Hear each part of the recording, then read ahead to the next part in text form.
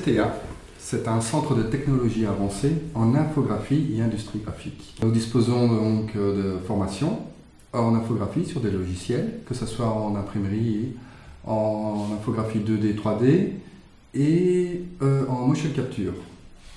Donc le but, c'est donc de participer et de faire connaître nos formations à un public qui est le secondaire, les demandeurs d'emploi, les supérieurs, les professionnels du secteur. L'idée, c'est qu'au sein du CTA, nous nous sommes rendus compte que certaines écoles avaient besoin de communication, de pouvoir communiquer vers l'extérieur et de valoriser leurs travaux. Puisque nous sommes situés dans les arts et métiers, nous sommes en contact avec le centre de technologie avancée qui accueille différentes écoles. Et donc on a pu créer des partenariats avec ces écoles qui fréquentaient le centre pour pouvoir créer donc des affiches, des visuels pour nos expositions. Et donc là, au départ, nos projets tournaient à partir de ces affiches. Et on a après fait évoluer ce projet avec Sainte-Marie, avec l'idée du packaging.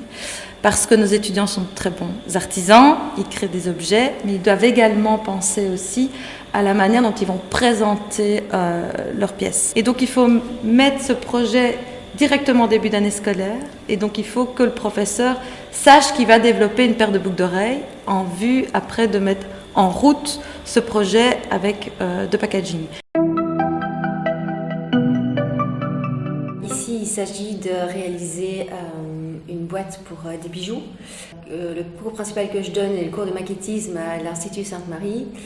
Et donc, dans le cadre de ce cours, il m'a semblé intéressant de travailler avec l'Institut Jeanne Toussaint qui crée des bijoux.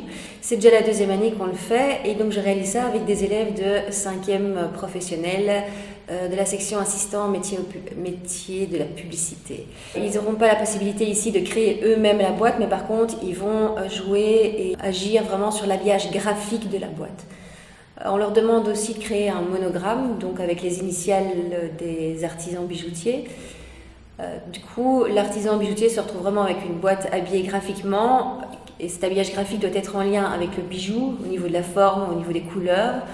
Et il se retrouve aussi du coup avec un petit logo sur sa boîte. Pour les étudiants, le fait de devoir graphiquement habiller des boîtes en fonction d'un bijou, souvent ils se compliquent très fort la tâche. J'essaie de les orienter vers des formes et vers des couleurs pour que le graphisme reste quelque chose de sobre. En l'occurrence, le produit de luxe, c'est toujours ça, c'est quelque chose d'épuré, de design. Et toute la valeur est au professeur qui arrive à recadrer les étudiants, les élèves en l'occurrence ici, à correspondre, parce qu'il y a deux attentes. Le professeur doit non seulement s'occuper de son propre étudiant, mais en même temps pouvoir répondre à la demande de l'étudiant de promotion sociale. C'est pas un exercice facile. Le créateur a une exigence. Et ce n'est pas toujours facile. Ça ne doit pas être facile non plus pour l'étudiant.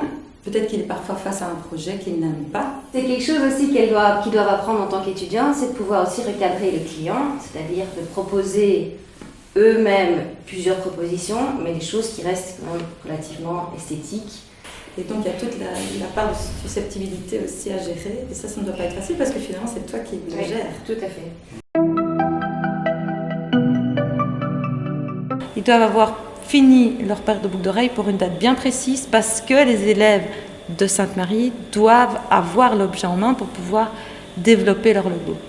Donc je pense que ça cadre la structure du cours également. L'objectif ici, c'est vraiment de les mettre en situation réelle professionnelle, c'est-à-dire qu'ils vont rencontrer le client, qu'ils vont devoir prendre note d'un briefing, ils vont devoir être à l'écoute, ils ont des délais à respecter. Donc voilà, c'est une première partie. On va parler des étapes de travail. On va partir d'une rencontre avec les bijoutiers. Je leur laisse la liberté, chacun, de choisir le bijou ou l'artisan vers lequel l'étudiant veut aller.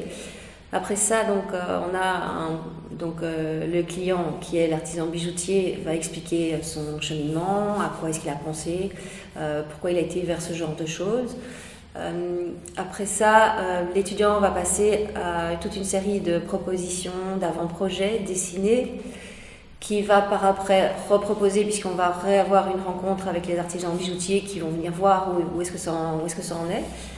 Et puis l'étudiant passera sur les logiciels comme Illustrator ou InDesign.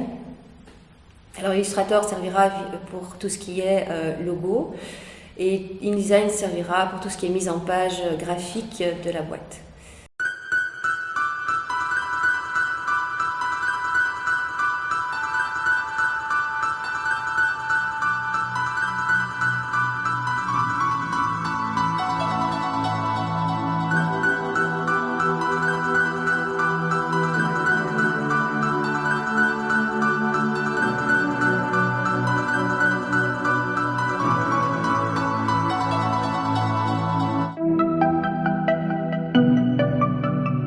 C'est un dynamisme différent, ils ont un autre regard de choses, ils ont une autre expérience, ils ont un parcours par ailleurs qui est différent. Les étudiants chez nous, ils ont déjà un parcours des fois, un vécu qui eux n'ont pas, donc je trouve qu'ils mettent en relation et puis établir les dialogues, la collaboration, je trouve que c'est extraordinaire. Ce que j'ai remarqué par contre pour les élèves de Sainte-Marie, c'est que le fait qu'on vient avec des exigences professionnelles, nos élèves, nos étudiants sont présents, du coup ça leur met aussi une pression. Et donc peut-être que ça les motive aussi, ils ont cours à l'extérieur de leur école, et donc il y a l'idée de dire attention, moi j'ai cours sur le campus des arts et métiers aujourd'hui, je vais devoir rencontrer les artistes, il faut que j'ai avancé dans mon projet. Et je pense que ça rend les choses plus sérieuses aussi pour eux, ça leur met un petit challenge. Et en plus, ils doivent se justifier auprès de l'artisan et de l'artiste.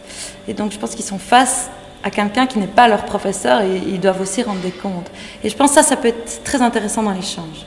Ça les met dans une situation où ils n'ont plus le même cadre qu'à l'école, c'est-à-dire ce fameux arriver à l'heure, partir à l'heure. Ils ont tendance à arriver en retard, mais par contre, ils se mettent très vite au travail. Et je trouve que dans l'ensemble, le travail est plus concentré que quand on est à l'école. Bon, ça, c'est du fait aussi que c'est un petit moment, que c'est à l'extérieur, et qu'en plus de ça, ils ont la pression du client. Donc, ils sont tout de suite face à quelque chose de réel.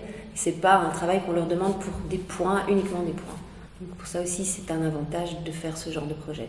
Alors, à la fin de ce projet, généralement, il y a une exposition aussi, et je pense qu'ils sont aussi généralement très fiers d'avoir la possibilité de montrer leur travail fini dans un endroit réel et professionnel aussi.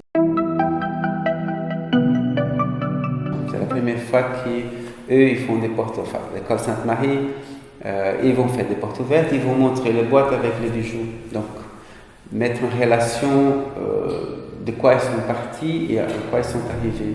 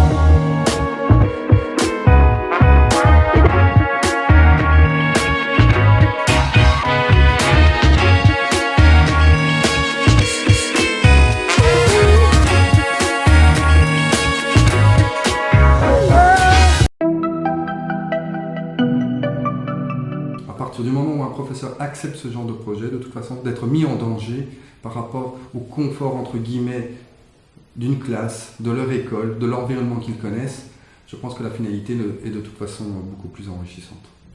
C'est-à-dire que les bijoutiers sont valorisés dans leur travail avec un produit qui est mis en valeur, les infographistes sont valorisés dans leur travail parce qu'ils participent à un projet. Une certaine façon de travailler, de mettre les écoles ensemble. Je trouve que c'est gagnant-gagnant. Je trouve que c'est très, très positif et je pense qu'on va pouvoir continuer à collaborer